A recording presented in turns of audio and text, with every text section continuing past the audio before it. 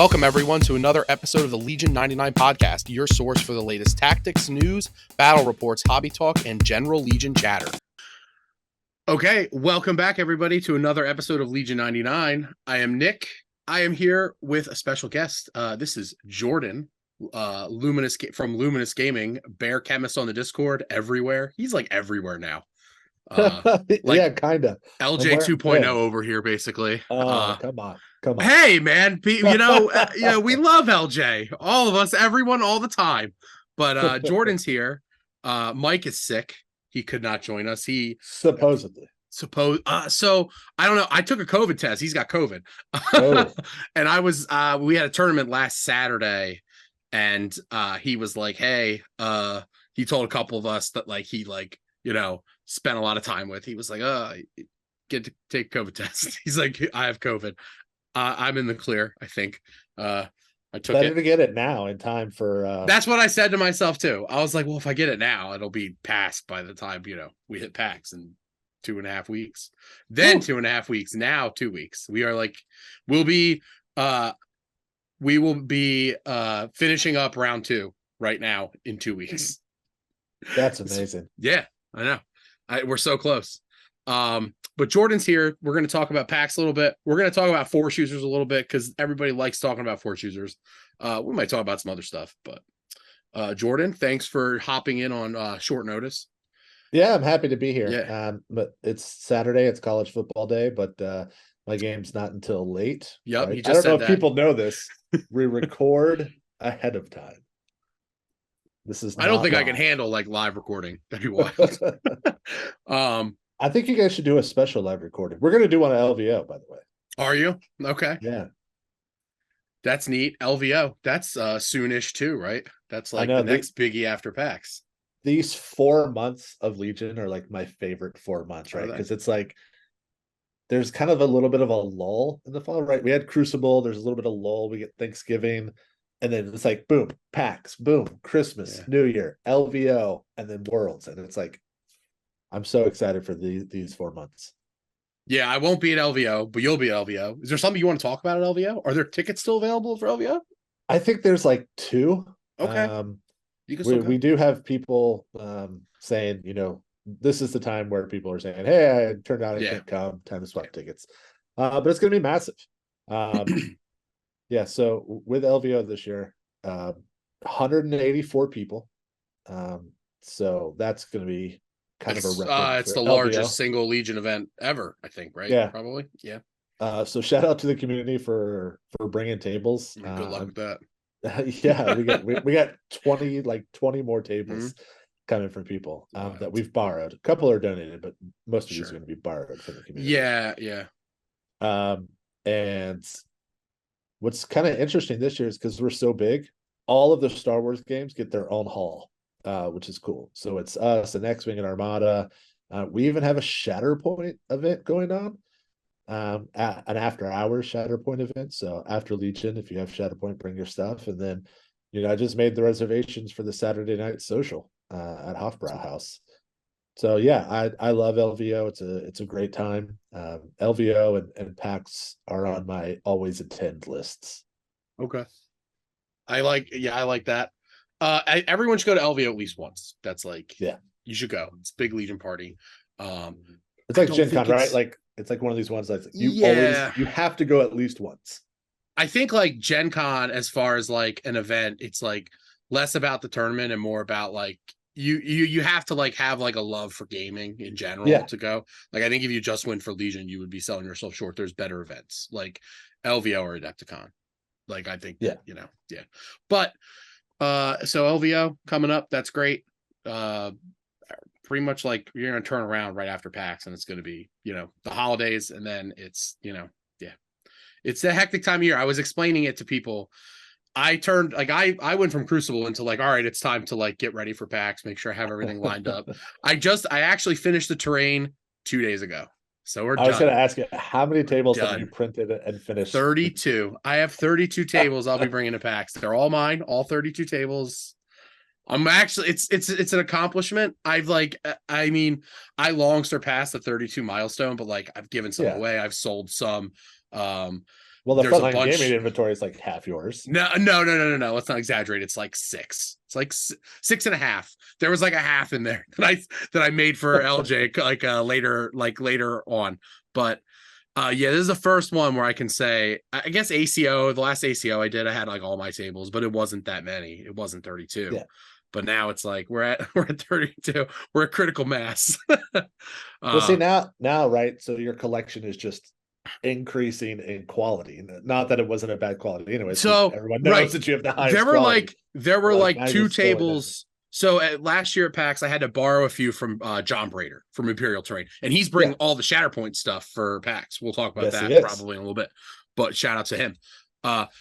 So I borrowed because he's relatively local, and I brought tables to Nova for him that year, and he's like, "Oh, let me pay it back." So I borrowed some of his tables for PAX last year to so that it rounded out my inventory. I kind of felt like this way I have we knew that me and John have some of the best stuff on the East Coast, so it was let's just keep it in the family here, basically. This is so I think I had 5 of his tables last year. But this year, they're all mine. There were a couple last year that I wasn't super happy with. After I put them on the table, I'm like, these kind of stink. I was like, I can do better. So I did adjust some of those. I just did one of them was a feed table that was really kind of hot. It was a table that Mike gave me, and it was he had basically primed the buildings. He had primed the buildings 2 colors, and I went and I finished painting them before last PAX, and then I just added some scatter, and I was like, I mean, it's a table. It's probably better than some you might find at your LGS as far as Legion terrain or 40K terrain, but it's not up to where I wanted it.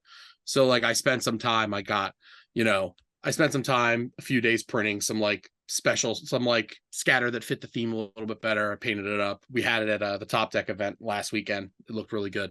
So I was pretty happy about it. I'm like, all right. And then I finished the last table a couple days ago.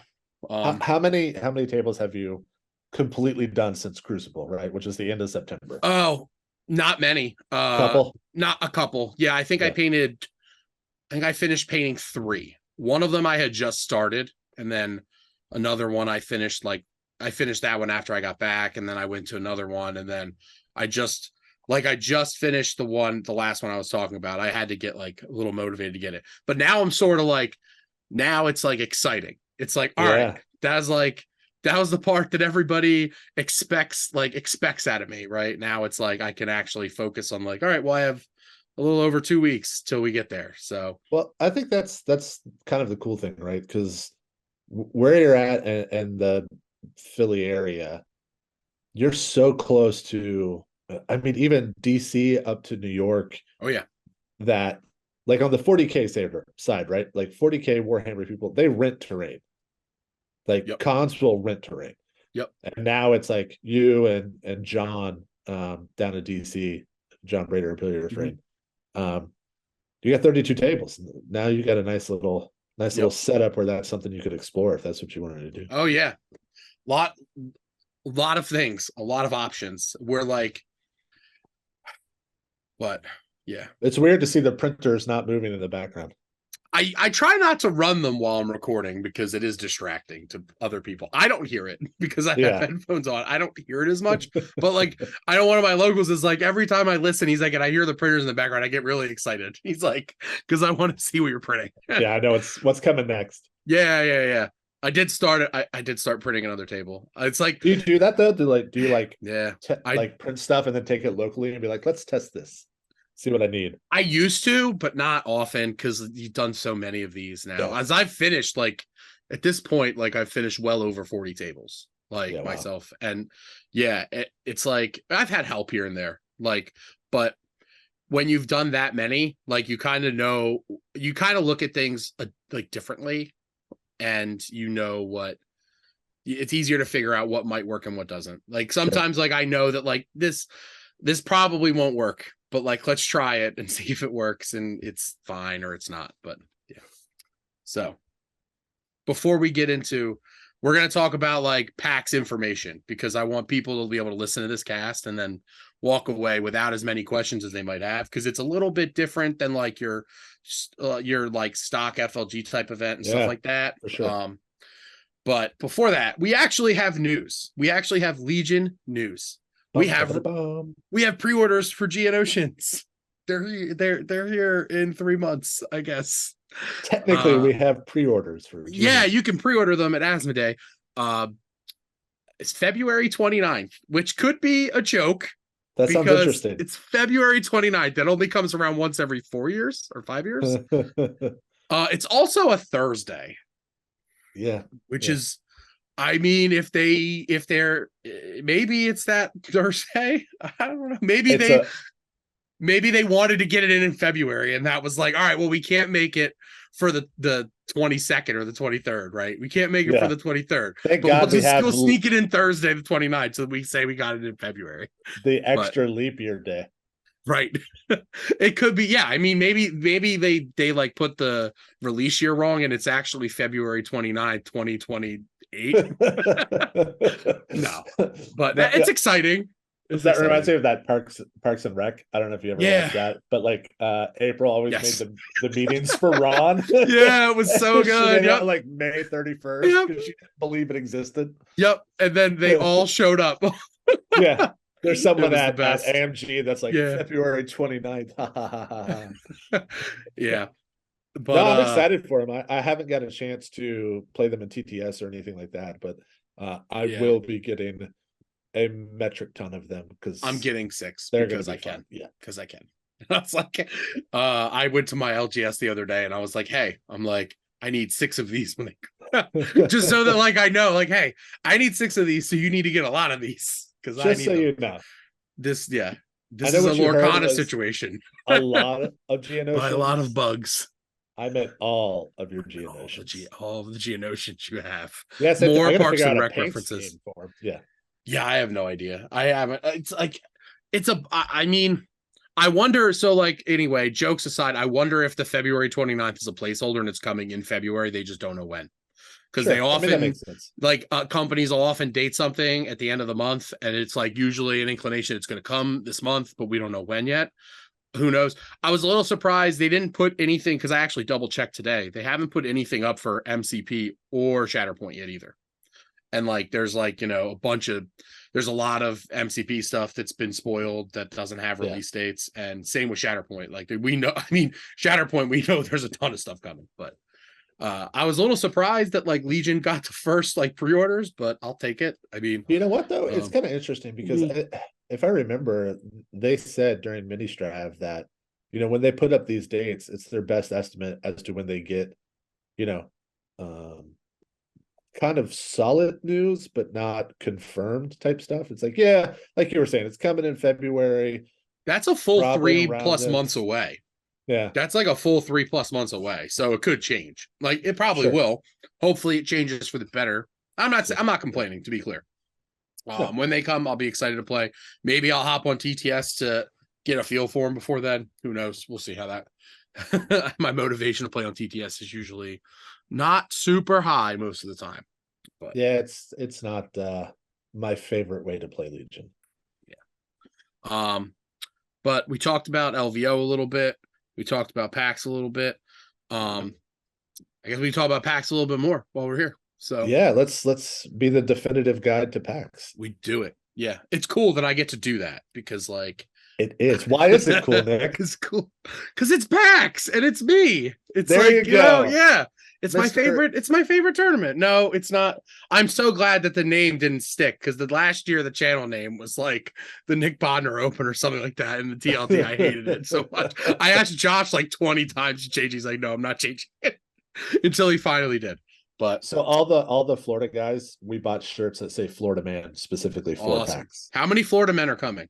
Oh man, me, JJ, at one point Austin was coming. Not sure if he's coming, but Tyler Hatfield's coming. A new Florida representative, Ryan Kilgore, who used to be 5280. Oh yeah, we met. We met at Crucible. Yeah, he just moved to Florida, which is exciting. I'm pretty sure he's coming, and Phil's coming up because he's actually running the Shatterpoint event, right? Which is cool. So there's 4, 5, 6 of us, something like that. It's awesome. Yeah, I'm excited. So when is PAX, sir? PAX Unplugged takes place at the Philadelphia the Pennsylvania Convention Center in Philadelphia, December 1st through the 3rd. So that's Friday, Saturday, and Sunday. That's a great time to have it. Having been to PAX It's before, what was really cool is the location is actually pretty awesome. It's it's the really best close. place in Philly to like, you know, if you have to Yeah. walk around outside, like Well, it's the and then best place to be in. like that Sorry, my downtown. dogs are going crazy upstairs.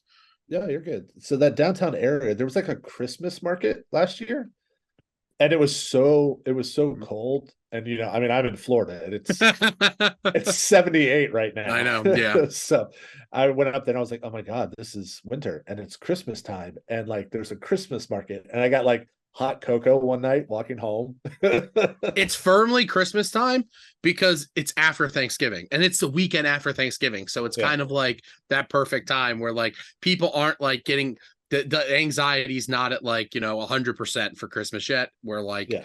Where, it's very early. It's a very nice time to be in the city. Well, and the interesting things about PAX too, and this sort of helps people who are coming, is it's open. The actual convention is open a long time, dude, during the day.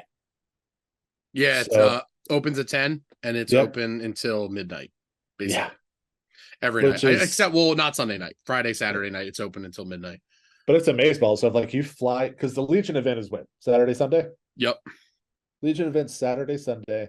So if you fly in or if you're driving in Friday night, you can still come get your badge. You can come check out the convention hall because it's open till midnight. So get in, check into your hotel, and get over because we'll be there Friday night. We'll be there for open play Friday night. Yeah. We got open play. We're going. I mean, we're getting there Thursday to set up. So that's we'll have some of the organized play kits available for Friday night if people want to come and test out some of those. Some Paploo's Wild Ride. It looked like so much fun at Nova. I didn't play because I never. But I'm bringing my minis so that like nice. I have. So like I'm bringing in. I have like a U-Haul van. I'm just gonna like bring everything I might need in there and leave it there. Like I'm checking it. I'm not checking my hotel until Friday, so I'm just gonna bring my luggage in and like leave it with my like the Legion stuff, like on Thursday, and like that way I don't have to like worry about bringing it in on Friday. Like I thought about this pretty well. Easy. I don't have to worry about them like going through my luggage and everything like that. Like, so I'm just doing that. It's gonna be great. Hide it under the tables. Yeah. Did all the tables did they have skirts last year or like tablecloths? I do not think they had tablecloths and skirts. Not all. Not the. See, I'm pretty sure they did. They had some for like the like there was like curtained off areas and stuff like that. Yeah. Like we had like the minis area, like we had like a separate like like curtained off like area where we could go and like put stuff like I was stashing jackets for people and shit. Like, oh, could I put this somewhere? I was like, yeah. It was like the coat room. It was like the coat room. They didn't care, but most of the staff are volunteers, so be nice to them. What other kind of advice do we have for people about PAX? Get in if you're not getting it, like he said, get in on Friday so that you can come check out PAX. Like the actual convention closes at like 6 or 7, I believe, and then it's just like the open play hall where you take like all the board games you just bought and play them. Or you come play Legion at the tables. We'll have tables set up.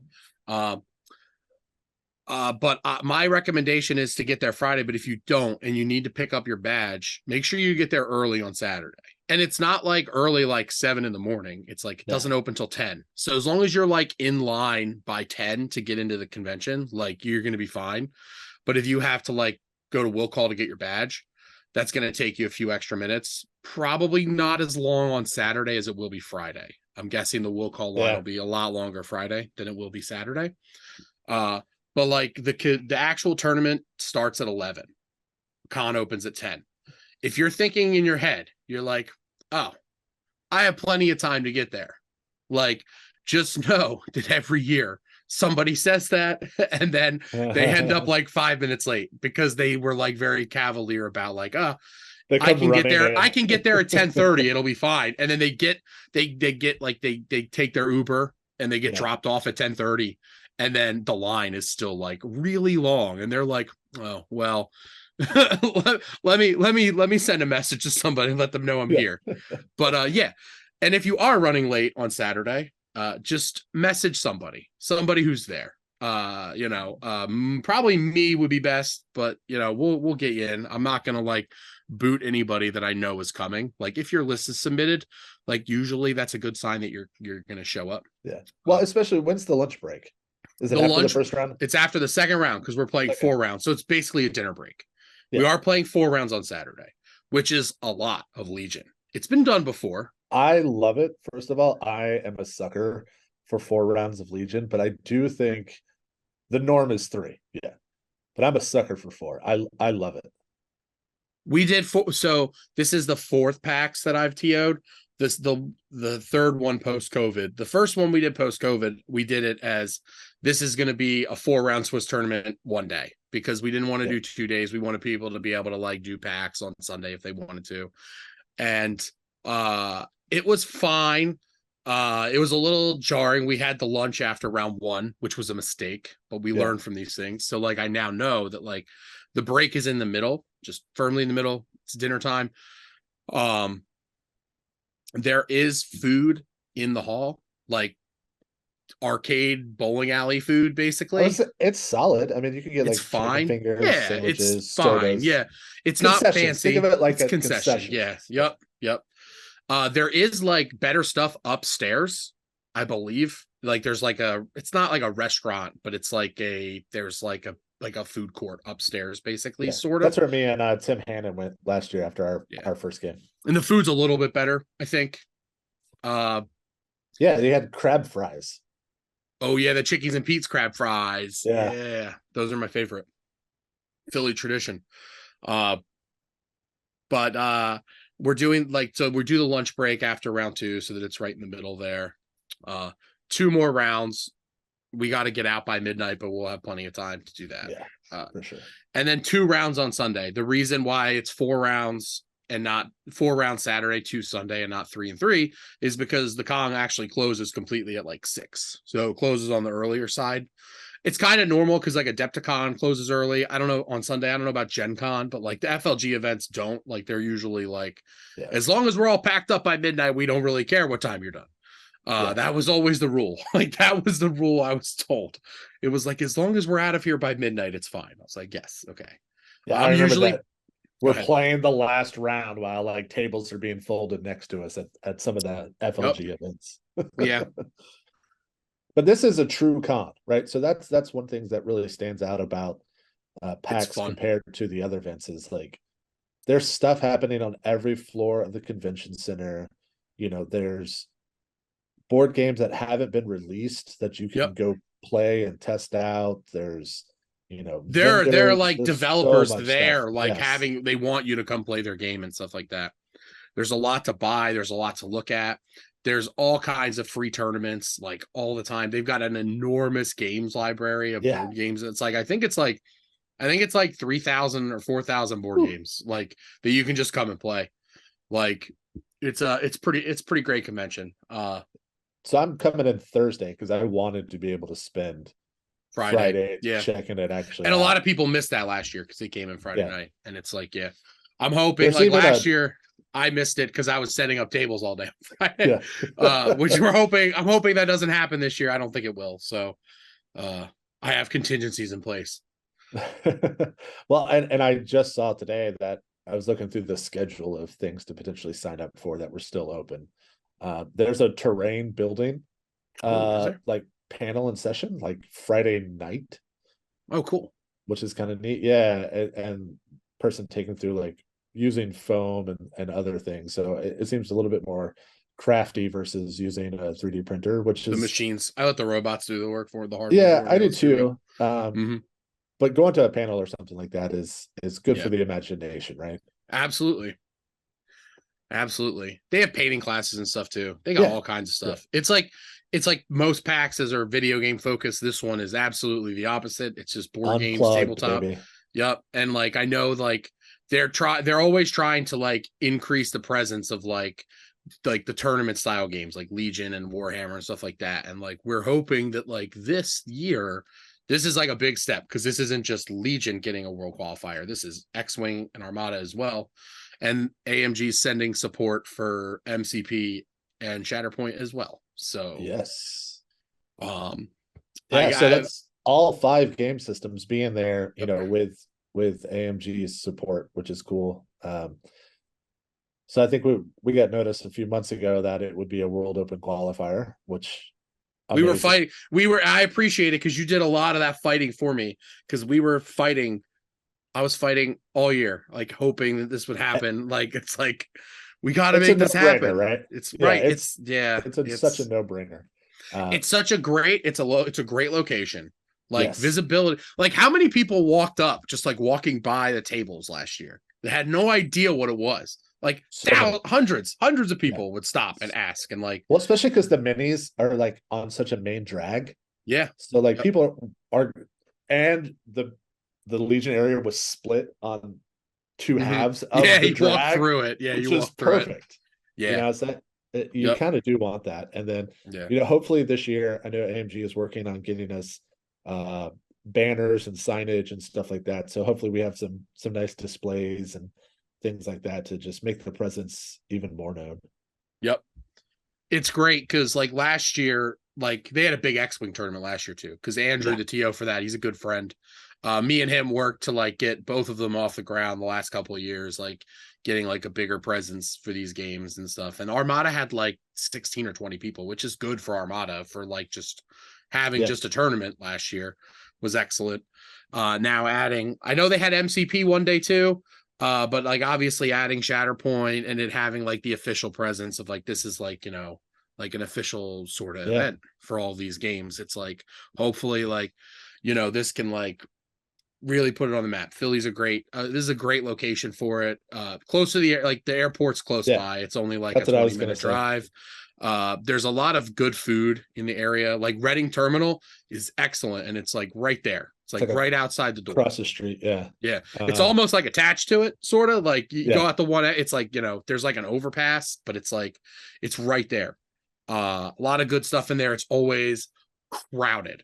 So just be aware that like it's just fucking packed with people.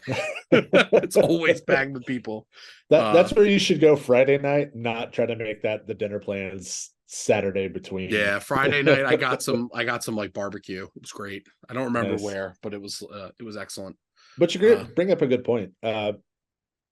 Coming from the airport, it's a super short Uber. So Philly's really easy to travel to then by plane. Uber, the hotels are super convenient because it's in a convention center, so there's hotels everywhere. Yep. I mean, I'm literally standing across like the kitty corner in like a Hampton or something like that. That's like right there. However, the one thing I will say is if you are driving in, there's Parking not sucks. there's not a lot of parking. So take that into consideration. If I would probably just walk or Uber from your hotel. Yeah. Well, a couple of times I like reserved spots in certain garages nearby and like I got turned away when I got there, even with the reservation because they overbook and they're just so you can find parking, you just might have to drive around a lot.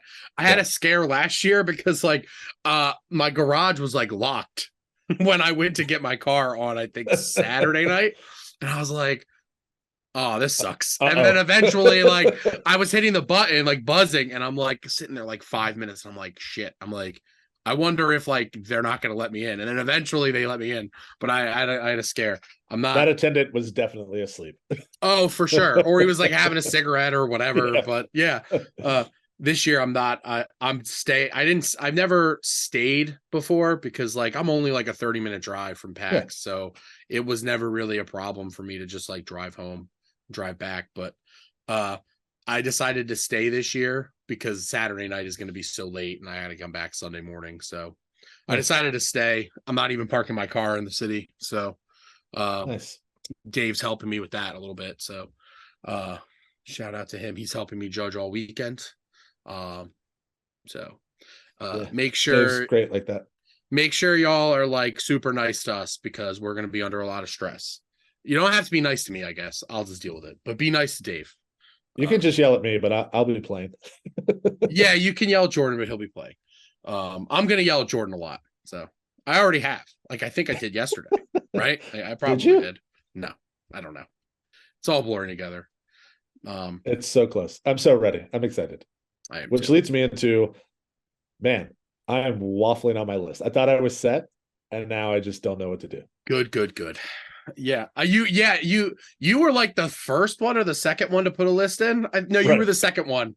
One of my locals put their list in like a month ago. Like as soon as like I think as soon as they signed up, they put their list in. I don't know if they changed it or not. They may have, but like, and then you were the second, and now there's like I think there's 4 in right now. I'm not worried about that. I think lists are due Tuesday night before, so it's still a lot of time. But Yeah, I think my first iteration I dumped in. I was like, I'm playing Rebels and I'm bringing Din. Like, I'm going to bring the Mando. yeah, And then I was like, I've been playing Shadow Collective lately. I've been playing Gar Saxon and Mandos, and I'm just having a ball with it. Because I got my invite for my store championship, and I feel like woo! there's not, I don't He feel the won his pressure. own store championship. Y'all heard it here first. First of all, No, I know I the brought in situation. I'm just judges. teasing. You were, yeah, I know. You hired a judge who already had an invite. That's Like, yeah, exactly right. that's what it's all about. Yeah, that's fine. So there's like no pressure, obviously, though, because it's a World Open qualifier. You know, the flight, the accommodations, that kind of stuff are still on the line, and so Sort and the of. competition's good, right? So looking Right. at the list, there's some Yeah. really good players. Oh I'm yeah. like, okay, how try hard do I want to be? So the Shadow Collective list is still in there, and now I'm like, okay, well, maybe I need to be a try hard. Maybe I need to switch Gonna this back out to my Force user. You got your clones ready? You got your Yoda ready? Like everyone else, all the other Nah, tryhards played Yoda. nah, man. We I'm gonna had bring like that OP Luke. OP Luke shuts okay. down Yoda. I mean, he's very good. I have so many. I think like we had 17 players at our store championship last weekend, and I think 6 played Yoda. Whoa. Yeah, it was Wow. it was stupid. Or That's maybe it was like gnarly. 5 and then we had like one But Anakin or still, something like that. I imagine, so it's like I'm trying to figure out like, so like we're coming off hot on the like Empire was king for so long and they're still very good, but like yeah. the last update helped Gar the most, obviously, and we're seeing that. Like you're seeing Yoda everywhere now. Thanks a Arcs lot. everywhere for a while Thanks now. a lot, Dashes. Yeah. And Anakin's still good. Like people like, and Anakin is like like if you're comfortable with Anakin and you can play Anakin well, he can still do a lot of really good things. He just doesn't have the ceiling that Yoda has. Right. Uh but we're like, so now we're shifting toward like Gar feels like they have the best lists. So it's like, and a lot of people are like floating over to Gar and like, but there's still a lot of Empire. I'm really wondering, like, is this going to be like, there's going to be like, let's say we get 64 total, which is the Yeah. goal. The goal is obviously that we start the day with 64. I'm working on that. FYI, if you're on the wait list, if you signed up on Uplink and you haven't heard anything, message me so I know who you are, so that when it's time to add you, when it's your turn, I can add you, because I had to basically skip 2 people the last couple of days because I don't know who they are. And I was like shouting in the channel looking for them. And like, Yeah. no, I don't know who you are. So like, I don't know if you're still planning on coming. Like there are people on that list. Like somebody else messaged me this morning saying like, hey, I'm still planning on coming. I'm going to be there no matter what. So he's further down on the wait list, but I kind of assumed that like anybody who's on the wait list now is probably going to get to play at this point. So Yeah. What's the wait list has been pretty big for this, which is wild. Because at I one think point, at one wasn't it point it was like 8 or 9. Now yeah. we're at like 6 or 7, I think. But Okay. I like the first 2 people I had to skip a couple people. I'm on to like the third person for this. There's 1 spot open right now. So I'm waiting to hear back from this person to make sure they still want it. I assume they do because they were asking about it yesterday in the Yeah. TLD channel. After we get done, I'm gonna go tag him and see if like he's still around. But And like you're giving people, a day or so to once you're I'm on the giving list, you're everybody a day, next. right? Like, Yeah. all right, I look at it, I'm like, all right, I got 63, and now I'm looking for this person, right? Yeah. The one person I DM'd, and I thought they'd get back to me, they didn't, and I was like, well, I guess I'll make sure I give everybody at least 24 hours to respond. And it's like, unfortunately, like Game Uplink does not give me email addresses or anything like that. So I can't like reach out to anybody. If I don't know you personally, like it's hard for me to find you. Sure. I'm doing like, I think the best that I can with this. Like, I don't think anybody's complaining, but like if you're on the wait list and you come and you didn't hear from us, show up. You already get the badge, all that kind of stuff. Like, yeah. And I'm pretty sure like you'll probably get to play if you show up with Legion stuff, because there's always people that don't show up last minute or whatnot. Like one of my locals this morning was saying he's not sure if he's going to get to come now. So, we'll find out. But I'm hoping to start the day with 64 players. But anyway, so with that, at 64 players, if we have 64, like I think there's a very real scenario where there's like 40 to 45 Imperial Republic total. Like, I think that's possible, which would be wild. Because, like, I'm trying to figure out, Rebels are still pretty popular. Like, Rebels are, like, the third most popular, usually. Shadow Collective, at max, you're going to see like 5 or 6. Yeah, 5 or 6 max. I think Nova, there was, like, 4 or 5 total. And they started with, like, they had, like, 65 players or something like that. So, and, like, Separatists, they'll probably be, like, 8 or 10. Usually there's, like, 8. It's, like, I really wonder how like red save heavy this tournament's going to be. I'm excited. Yeah, that's one thing that we've kind of been discussing, me and you and the down here in the Florida group is, how are we going to predict what's going to happen? Because that's a little bit of the gamesmanship, right? That the fun start about going to a tournament is, all right, there's 3 or 4 lists that I'm good at that I feel prepared to take, and which one of those is sort of going to slot nicely into what I predict this tournament's, meta is going to be.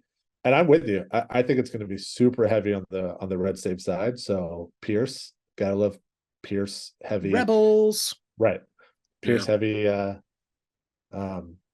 units, and then how do you handle the popular ones out of those? Yoda, Anakin Pikes. Certainly the 501st Anakin, and then double bounty, that kind of stuff. There will be a blizzard. Someone's going to bring a blizzard. Yeah, there'll be at least 1 or 2, is my guess.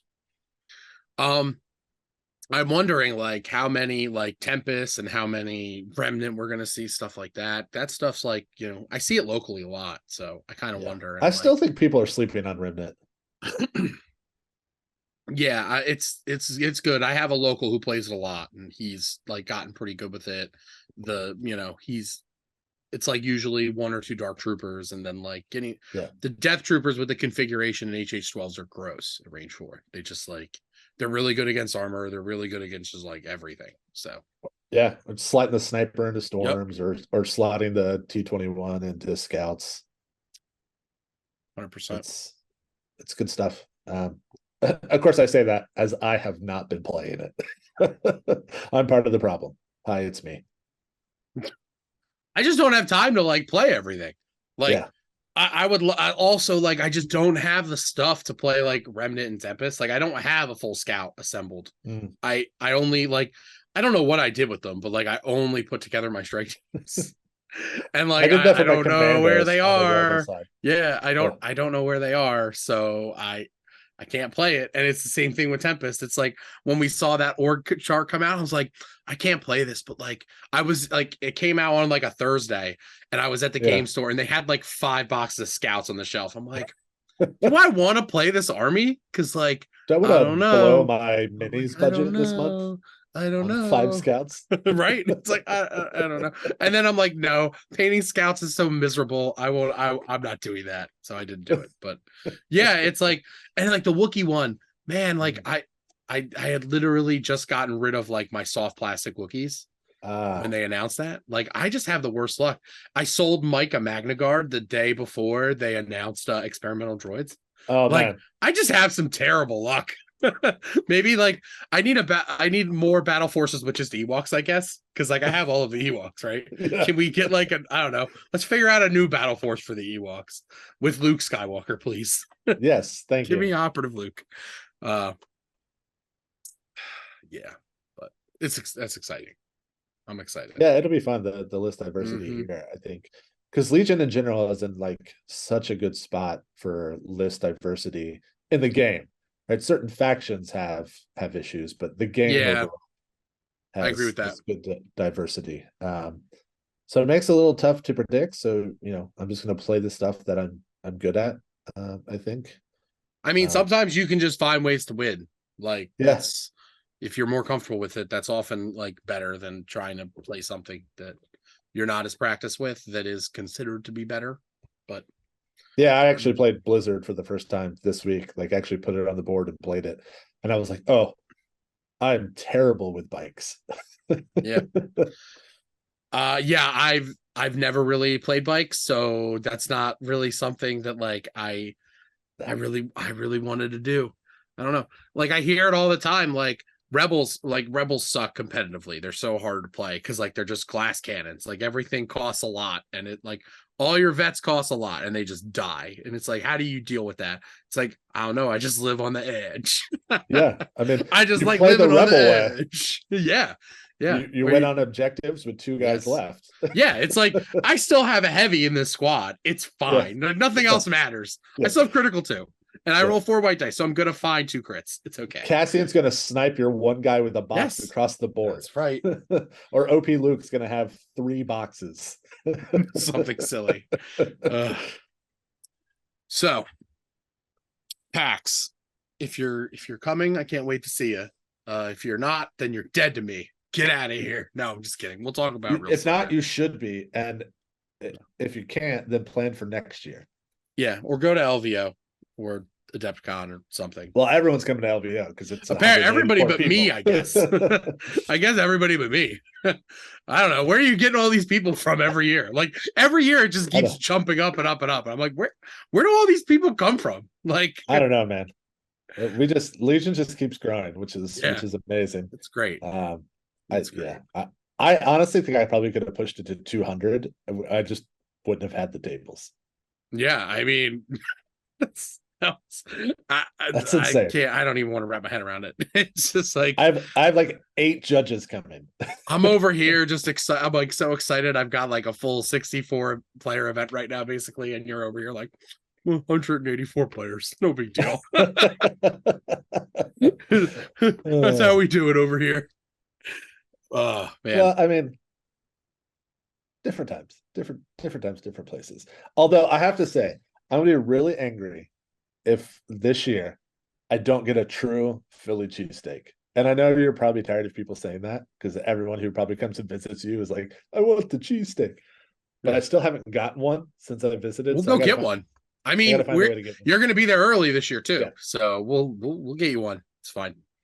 I want to get one. I want to get in a street fight. I want to get the real Philly experience. Oh man, we should go to a Flyers game. You can meet Gritty. He's great.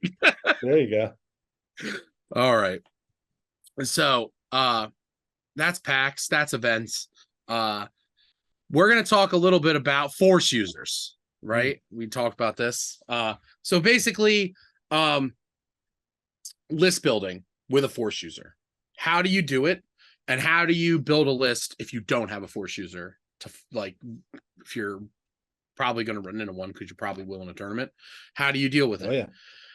So, Jordan, when you build a list with a force user, how do you start with that? Do you start with the force user? Right? I do, because I will take that force user and I look at it sort of holistically. What does this particular unit want to be doing? Right. So if I take something like I played a lot of Asajj, right, over the summer. If I take someone like Asajj, what is she? She's a giant nuclear missile. She's not going to support the army. She's she's not handing out dodges or tokens or orders or any of that kind of stuff. She wants to zero in on someone and then launch into them and then probably be defeated herself. So she has to trade up, right? So then I build my army knowing that, right? Knowing I need support pieces. I need army support pieces. I need an army that's going to function on its own without her, right? So then I added CAD as a bounty hunter. I'm adding Magna Guards. another piece that the army still feels complete on. Whereas if I'm taking someone like Luke, like OP Luke, he can just put the entire game on his back because he's such a good unit. So I can kind of afford to have more fragile units. Like I can afford to have 3 snipers that only have 2 minis in it. Right. Because he is such a focus piece for the other team. And he Right. can hand out some dodges. Yeah, he's got a little bit of support going on. And he's got the command card tricks for dealing with the opposing army. So I'm starting with the force user and thinking about what do they do overall? What do they do for the army if they do anything? And then I got to start building. Right. I've been playing a lot of Ahsoka. Like she's the force user I've been playing the most the last 6 months. She has a little bit of everything, right? Her command cards are great. So she has the quintessential support card, which is the 2-pip. She gets Guardian that turn, and she gets to give out dodges to everything that's targeted that round. It's very useful. Yeah. In early turn 2, turn 3, when you're gunfighting a little bit, getting vets dodges, getting even strike teams dodges is kind of useful. And then she's got her 3-pip, which gives out orders. She gives out green tokens to everybody, and she gets a recover because she doesn't have Master of the Force. So that's super good. Which is key. Yeah. And then she's got her 1-pip, and her 1-pip is her dive card. And this is the card that she's going to hurt something real bad. She might one-shot something. Oftentimes, sure. if you're not targeting a force user with that card, you need to make sure your intention is to kill whatever you're attacking. Because she's getting potentially up to 10 dice out of that. Yep. Yeah, if she's got tenacity on, she's gonna have 10 dice. And you need to make you basically are trying to kill whatever you're attacking if it's not a force user. And if it's a force user, you still probably want to kill it. But so she's kind of like a Swiss Army knife, right? She's kind of I believe she is an all-comers force user. I believe so maybe we're really starting to suss out some categories, right? Yeah. It's tough because from the Rebel perspective, they only have 3 force users. 2 of them are Luke, and 1 of them is Ahsoka. And Commander Luke is in my opinion, he's the very basic, this is a force user, this is what they look like. Here it is. This is it. This is, doesn't have Master of the Force, has a few force slots, has charge, has jump, 3 courage. The average, yeah, exactly. 6 health, no surge on defense. He does have surge to crit. A lot of force users do, or they have critical, like Obi-Wan. He's very much like a piece now, though. Now that the game's evolved so much and force users have evolved so much since his initial release and design, obviously almost 6 years ago, that he is definitely been a little crept out by his operative version. But he's still a decent piece. I mean, 3 courage on a commander is good. He still has 6 health. It's enough health. He does have the gear slot, pistol, which is interesting. He has a ranged weapon. He's got his little pistol, no sharpshooter, so is often not doing anything, but does surge to crit. So that's very good. And he has access to the operative Luke's cards, so he can take 6 command cards if you want him to. I look at I look at Luke and Ahsoka, the commander version, and Ahsoka is obviously a little bit better than Commander Luke. I'd buy that. Yeah, not a lot better, but a little bit better. Having the training slots is huge. That's Commander Luke's biggest problem, is that he doesn't have a training slot or a command slot for a commander. Which is so pairing him with Cassian, Commander Luke and Cassian, you don't get any command slots. That game, which is kind of it's problem. Tough not being able to put in an improvised because right, and list building with Rebels, it's you don't have a lot of order control no matter what characters you take, right? So you really want to be able to take improvised orders, and if you want to run double bounty, you have to be able to take underworld connections, so you need to take an officer or Han or Lando or something, but then you're upgrading that unit for what, I'm not sure. It's not always good. So I'm always looking at if I'm building the list with a force user in Rebels, Lately, it's Ahsoka because Operative Luke is just like, obviously he's better than Ahsoka, but he doesn't do as much to support the army, in my opinion. He doesn't have both training slots, which is a bummer because you're kind of like married to taking Into the Fray now with a Force user that isn't Yoda, Obi-Wan, or Anakin because they don't have the special deflect keyword. So no more melee deflect. Sad times. I'll never get over that. I'm just never going to get over it, but I have to. And he doesn't have the gear slot that he doesn't have the gear slot. Yeah, I've been putting supplies. Right. I've been like the last few times I took Commander Luke, I put prepared supplies on him. It's great. It's like, sort of like Force Reflexes, but way better because it's actually like whenever you want it. Whenever you want it, you have a dodge. It's great. But like Operative Luke really restricts list building a little bit when it comes to the cost, like his cost. And he really wants to take like all of his command cards. He's pretty greedy.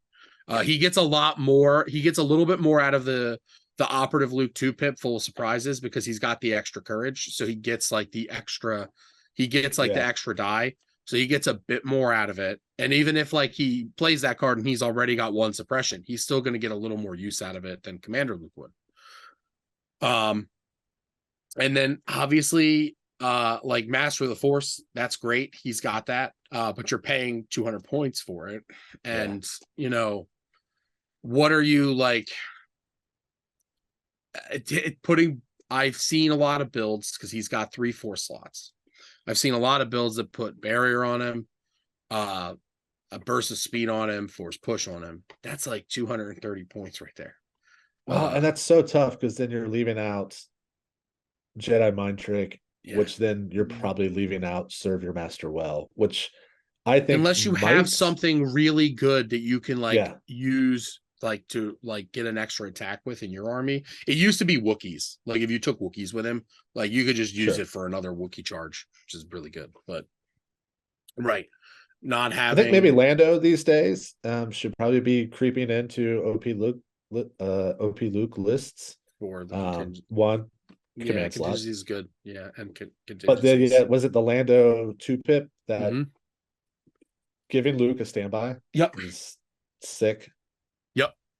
Before anything activates, getting a standby is pretty strong. It's hard to it's really hard to just get rid of without it going off unless you have like what is it, demoralize. We're seeing a little more of, but not a lot. But so like I'm building a list with a Force user. I'm building the Force user out the way I want, and then I'm building the army the rest of the way to fill in the gap, basically. A lot of gaps, but the gaps. If I'm building a list without a Force user, I usually go into it and I'm like, I'm building a Din list and I'm not taking Ahsoka or Luke, or like I'm not building a Force user list. So you need to make sure you have an answer for that Force user. Oh, yeah, for sure. So, and it's like, it could be a Wookiee. It could be Chewie. It could be Boba Fett with his, Boba Fett. Old man Boba Fett's pretty good against Force users, the independent standby, and he has access to whipcord. That was whipcord, or Sabine with the whipcord, or Black Suns who are red and melee. If it gets close, that's a ton of dice. Jedi, Force users don't want to see 12 dice coming at them. Like I see like if you're building a list, like, and you don't have a Force user, like let's say you're building a Republic list, right? And you see this a lot because Republic has a lot of things that are like good at shooting and good at defending from range, right? So like you see a lot of lists come up where it's like 2, like Clone Commander, Commander Cody, bunch of clones, bunch of arcs, maybe a vehicle or 2. And it's like that list is going to fall over to a Force user.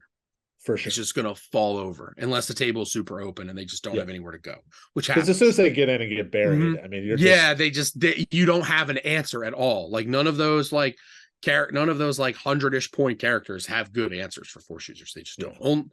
Like none of them. So like you need to understand, live and die by impervious on arcs. And if you feel pretty good, still you're like, you know what? I'm pretty familiar with these units. I understand. Like I'm okay going into a tournament with this list without any kind of like linebacker. I'm just going to lean on my firepower. So the one thing you need to understand is that like they're probably going to have force push and they're going to be able to get in and like disrupt your gun line Manipulate completely. your army. Yes. Yeah. And you're not going to have an answer for it. So like being aware of ranges all the time is incredibly important, especially if they have bursts of speed. So like standard, most force users are speed 2, right? Like let's just talk about like Luke and Ahsoka, they're speed 2. Speed 2. So if you're at range 3 if you're like at range 3 exactly of a force user, even with bursts of speed, they cannot double move and engage you. They're going to be just short. They're going to be like about a third of a range band short. I don't remember what the exact distance a unit moves from like speed 3 on 2 moves, but it's not quite range 3. So you're going to be safe, but you're not going to be safe from the double move and the force push. They're going to be able to double move and force push something and just bubble wrap themselves. And if that thing is already activated, that is absolutely what they're going to do. Because like on more than one occasion, I've taken a force user to a tournament and I've gone against a player who doesn't have an answer to melee, and they didn't respect the range of the force user. And I see them, they're like, they move up to activate something. Oh, I'm at range 3. I'm going to shoot this unit. And now I'm like, okay, I can just safely walk my force user in and I burn my burst of speed, but I don't care because next round I'm just going to get to hack this thing to pieces and then go and like grab something else and be like, oh, now I'm going here. Now I'm going there.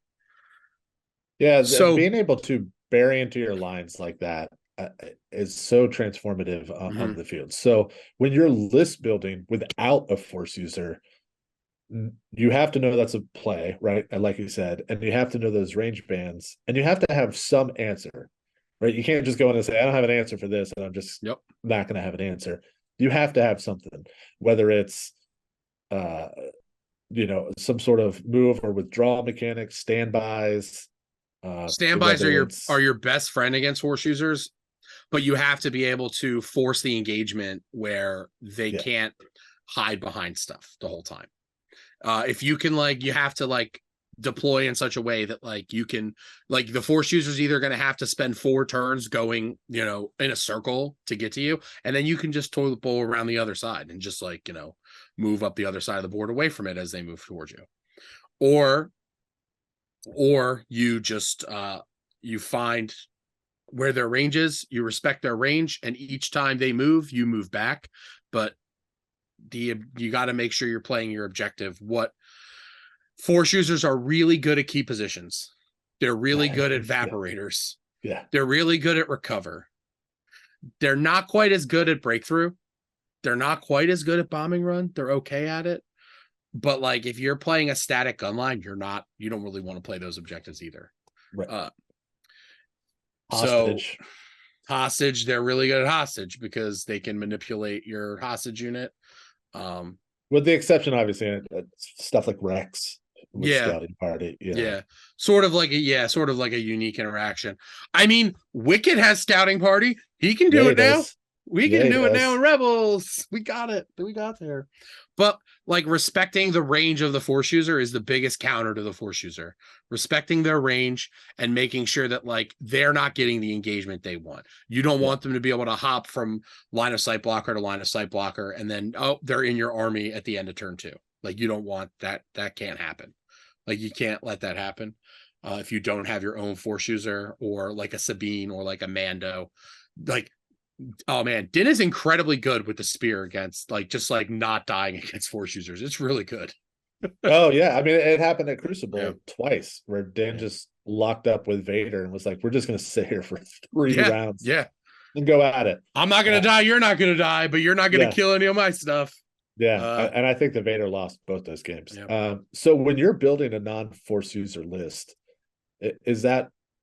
do you go in with like, all right, I'm building a Din list, and then you sort of have a checkbox of, all right, what's my answer for force users? What's my answers for this? My answers for that. Yeah, you have to have an answer. In Rebels, I mean, I almost always take a force user now. Boba Fett was the exception. For a while, I was playing Boba Fett. Sabine's okay. Din is good because he also has bounty. Like Din with the spear, and like up close and personal. Like you can just like you can get into melee and like you can shoot something and you can swing at the force user to try and get a damage, and you get your dodge for duelist, and maybe you kill something with Pierce. It's like it's fine. Like it's not super interesting, but it's fine. He can hang in there. And generally force users aren't going to want to be near a bounty hunter that can like survive against them and potentially kill them. And there's not a lot of them that like really can do that. Like if a force user gets into like CAD or Bosk, or either IG, like they will just like get torn to pieces. Like armor's cool, armor 1 is cool, but it's not cool against a lightsaber with pierce and with impact and surge to crit. Right. Right. And so that's and maybe that's your counter in your non-force user lists, right? So if you're taking CAD, if that's going to be your answer to a force user with bounty, you got to have the gauntlets. You have to have this command card that's dumping the suppression and adding the mobilize. If you're taking Boba, you got to have whipcord, you know. CAD, I've had so many games where I played against CAD with a force user, and it's just so much fun. It's just like such a cat and mouse game. It's so much fun because like CAD will die if he gets like attacked by a force user. He'll die. Like he's gonna die. But like if you can get the gauntlet off before they like kill you, like you can run away. It's pretty funny. But oftentimes that's not what happens. No, it doesn't happen often. Yeah. Like you said, I don't play him aggressive like that. He's a peekaboo player when I play him. Oh yeah, he should be. But the other thing, like when I'm building a non-force user list, like the Shadow Collective list, I'm going in saying I specifically want to run Trip Mandos and Gar, right? So then I have to start thinking about, all right, how is that list interacting? Impervious is pretty good. They're good in melee. But I also don't want to toss a 120 point unit that's range 3 with the rockets just into a force user. No. So what's my next play then? So I slapped in a big unit of Black Suns, right? They can handle the up close surges, red defense, red offense. It makes them nervous on the dive play. So you have that a little bit. And then I added Bosk. Let me add that bounty hunter. So it may be an addition incremental by having multiple layers there. There's a lot. It has to be one piece that does it. The force user has to respect like all of that, basically. Yeah. Right. Like they have to respect they have to respect Mandos too, because Mandos roll 2 dice each in melee. So like if you run into like 4 Mandos in melee, they're gonna throw more dice at you than you at them. And like Impervious isn't designed to like just like outright survive like a pierced lightsaber, but sometimes it does. Like sometimes you just roll all paint and like someone across the table gets really sad at you. It's happened to me. I've done it to other people. But even then with the extra dice, I mean, they're not getting just wiped like you would, white save rebel troopers. No, they're probably going to take like 1 or maybe 2 wounds and then they'll still get another attack later. It's like, and like even Pikes, like the first time I played against Pikes with Shadow Collective Mall with my Pikes, like I like was like, oh, I'm here, and I like pulled a Pike and I'm like, oh yeah, baby, we're safe. And then I'm like, my opponent picks up 12 dice, and I'm like, what is happening here? And he's like, I'm attacking you with all of my batons, baby. With my batons. But like, Shadow Collective list, like all of that stuff has like at least like a response to a force user. I don't want to say an answer, but like everything has a response. And like the bounty hunter has bounty, right? If you get too close, like you give Bosk two or three attacks into any force user, like he might be able to grab that bounty. The Black Sun, like if you get caught in range 2 of the Black Sun, they're gonna really make you hurt. And the Mandos are just like Swiss Army knife type units, and they can hang in there. And then you got a couple of Pikes with range 4, right? So you're potentially popping on the way in, right? Type of thing. So, and if like one of them is at range 1 of Maul or of the force user, they could just walk in and whack you with 12 dice. Yeah. Like you don't like you see that happen. Like maybe like the force user got in there early and it's like, oh, I'm safe into this unit, but he still had 2 capos to activate to give aims to this Pike squad that can just walk in and punch you now with 2 or 3 aims. Like you might, even the force user might regret it. But yeah, Shadow Collective is like definitely uniquely is like actually like they have a lot of things to say to force users. Do you think which faction do you think probably responds best to a Force user playing a non-Force user list? I would have said Rebels a little bit ago. Like overall, like not talking about like they like not calling out specific archetypes. I think it's Shadow Collective if we're counting it as a faction. Like I said, because every single unit, except for like the swoops and the AA5, have like a sort of unique response to a Force user, where like Rebels have units that have like nice response. Like, you know, you look at like they have their own Mandos, they have Wookiees in the special forces slot. In the support slot, Tauntauns are scary for Force users. That can be a lot to deal with. And then like, you know, the core fall over to lightsabers, obviously, but they have their own Force users. They have bounty hunters now, Rebels. Imperials have a lot of bounty hunters. They also have Darth Vader and the Emperor. They have Dark Troopers are terrifying for any melee unit because that unit gets to attack. I think that's twice. The wild thing. Yeah. That even if you get in, even if the Force user gets in, you know, impact 2, pierce 2, impact 3, pierce 3 on some of them. That's only one guy gone out of that unit. Yep. And you could do what I did yesterday in my game with Commander Vader and roll 1 hit and 5 surges and just be like, okay, nothing. Right. I guess just 1. So they're going to toss back a red and a white each back into you. And they're going to do it twice. Yeah. You have to be really careful about that dive. Or if they have something else, or if like half their army hasn't activated yet and they want to shoot you, they can just disengage. Everything shoots and then they get to shoot you 2 later. It's great. Yeah. Republic, I think, is like they don't have a whole lot of things that have answers outside of their own Force users and like Wookiees. Yeah, I think Wookiee, just because there's so many wounds, right? You could Wookiees are so good at tar pitting. Force users, because they take at least 2 rounds to kill, probably 3. Well, and now with the battle force, you know, if your army is shooting these Wookiees on the way in, they're just getting to your Force user faster. Yeah, that's what they want to do. Yeah, I mean, I don't. CIS has Magna Guards. They have Magna Guards. They're very good. Obviously, they have bounty hunters too. They have really good Force users.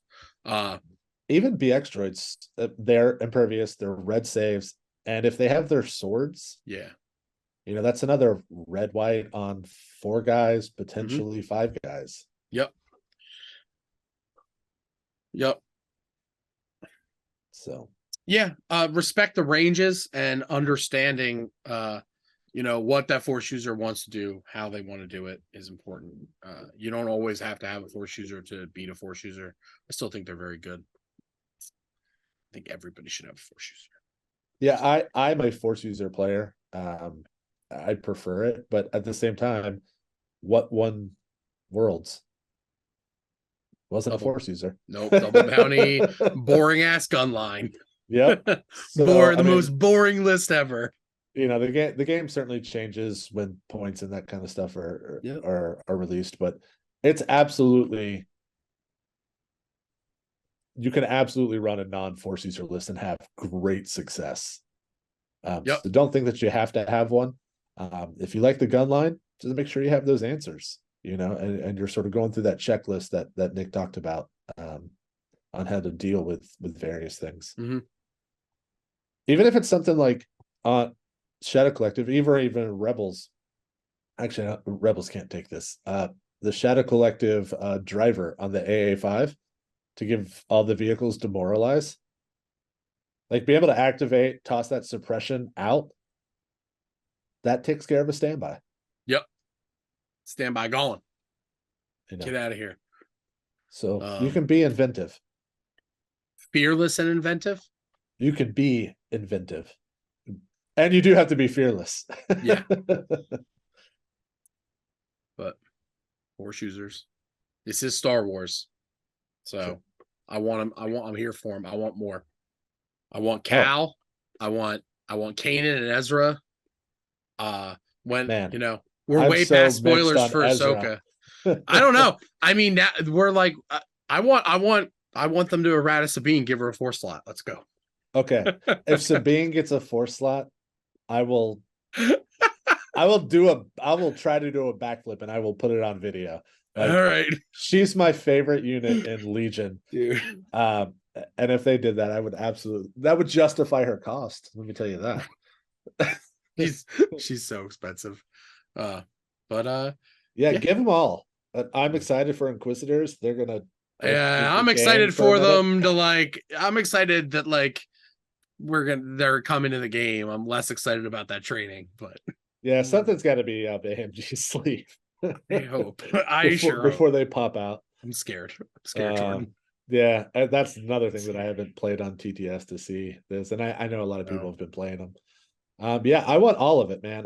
I want all the weird alien Jedi. Give me a Wookiee Jedi and let me put him in Wookiee Defenders. Like, Oh, Gunji. yeah, We're getting Gunji before Republic faction gets Ahsoka anyway, so probably. I'm calling it now. I said it before. I think I pissed a lot of people off, but yeah. But I think that's it. I think we're good. Yeah, man. Did it. So the big question: Force user or non-Force user for PAX? What should I do? Force user. I'm always going to say it though.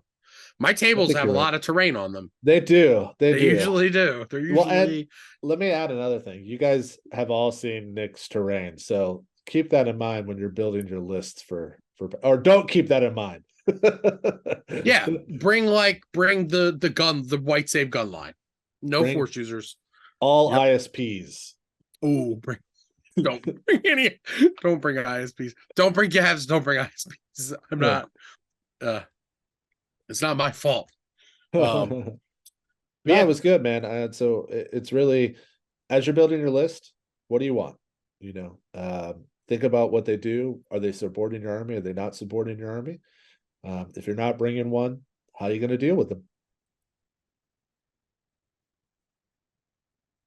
Real quick before we go, Jordan, where can they find you? Oh man. Yeah, kind of everywhere right now. Certainly on the Legion Discord under Bear Chemist Luminous Gaming. You can find me at all FLG events since I'm the EO coordinator for all of those. You can find me on Luminous Letters. So we have a community blog, which is kind of fun, which I tried not to write for. I'm trying to let anyone in the community who's just wanted to try their hand or tell a certain story, they can. I think our most popular one to date was by JJ. He wrote one on Yoda. And he wrote like a dissertation. It was like a love letter. It was like a love letter. It was 10 great. pages. Yeah, it was great. So that's been great. If you have a fun Legion story, my wife wrote some haikus, which were pretty funny. So we're excited. Anyone can write for us. It's just a fun thing to do for the community, and certainly you'll see me at PAX because I'll be there playing, hopefully. Before we go, just quick, because I forgot to do it earlier. Don't forget, Legion 99 is a part of the 5th Trooper Network. So we would love your support on Patreon. And you can find me in the Patreon Discord. I'm in there a lot, talking to people. Yeah, you guys answering do questions. Some neat stuff for your patrons. Yeah, the Patreon Discord. I think they just sent out. I think there's like sending out some like new rewards recently. Up on the store, I think there's pre-orders for new sidebars. Like he redesigned the sidebars, so those are. I have like 12 of those.